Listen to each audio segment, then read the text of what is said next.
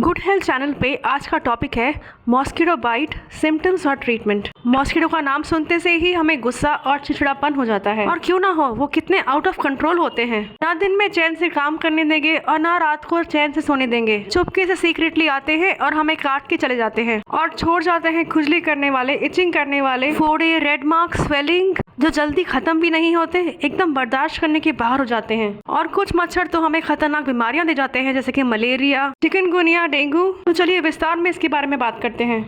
आपने नोटिस किया होगा कि मॉस्किटोज कुछ लोगों को कुछ ज्यादा काटते हैं। उसका रीजन हो सकता है आपकी बॉडी की स्मेल। कुछ लोगों का मेटाबॉलिक रेट अच्छा होता है, वो ज्यादा कार्बन डाइऑक्साइड प्रोड्यूस करते हैं, लैक्टिक एसिड प्रोड्यूस करते हैं, जिसकी स्मेल मॉस्किटोज को अट्रैक्ट करती है। उसके अलावा आपका बॉडी का टेम्परेचर अगर थोड़ा गर्म है तो मॉस्किटोज अट्रैक्ट होते हैं।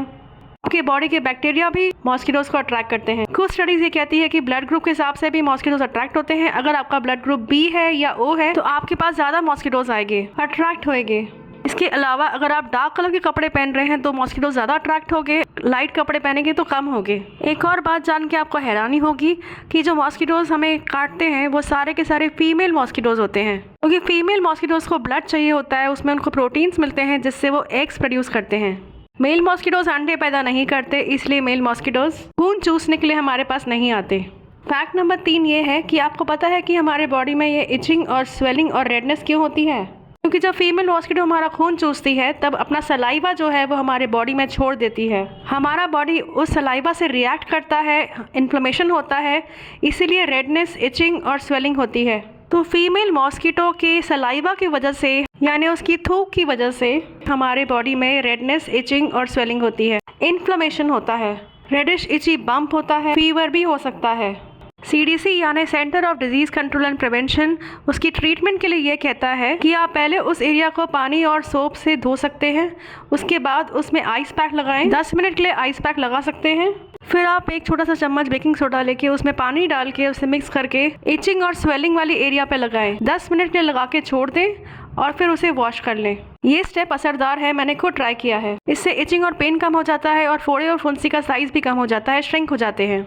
और ऐसा इसलिए होता है क्योंकि मॉस्किटो का जो सलाइवा होता है वो एसिडिक होता है और बेकिंग पाउडर जो है वो अल्कलीन होता है, इसलिए दोनों को मिला के वो pH बैलेंस हो जाता है, इसलिए हमारी इचिंग कम हो जाती है।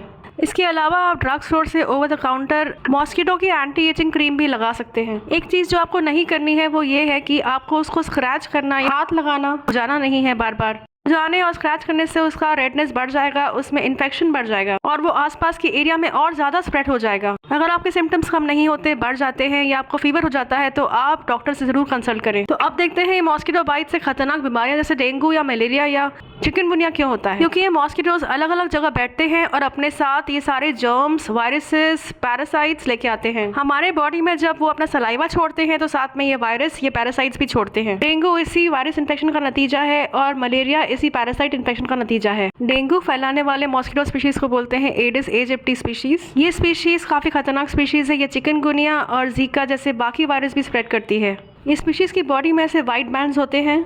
ये आधी दुनिया में स्प्रेड है। हर साल 400 मिलियन लोगों में 100 मिलियन को इससे बीमारी होती है खतरनाक। इनमें से 40,000 सिवियर डेंगू के इन्फेक्शन से हर साल मरते हैं।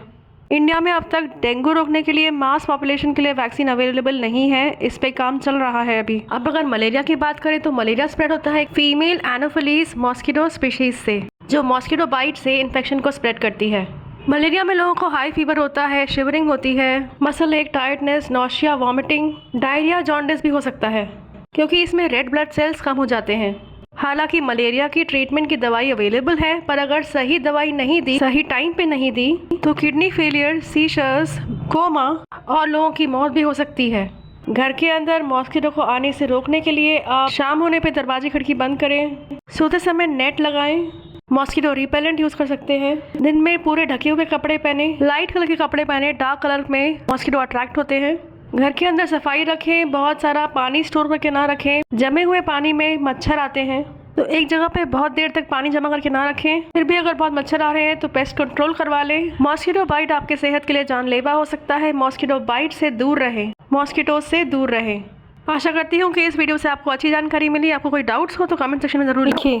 खुद को और अपने परिवार वालों को मॉस्किटो बाइट से बचाएं। अपना और आसपास के लोगों का ख्याल रखें।